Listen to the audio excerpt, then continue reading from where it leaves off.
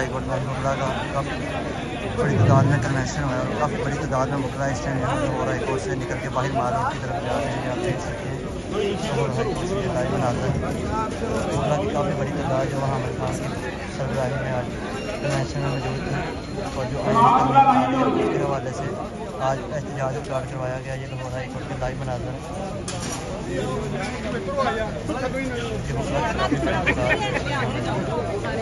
आप देख सकते हैं हम और पूरे पाकिस्तान से आए हुए हैं इस टाइम लाइव बनाते हैं।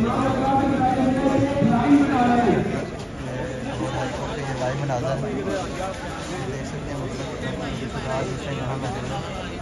काफ़ी बड़ी तादाद में मुकला यहाँ से निकल चुके हैं मार रोड की तरफ और अभी से कुछ देर बाद जो है यहाँ रेडी निकाली जाएगी।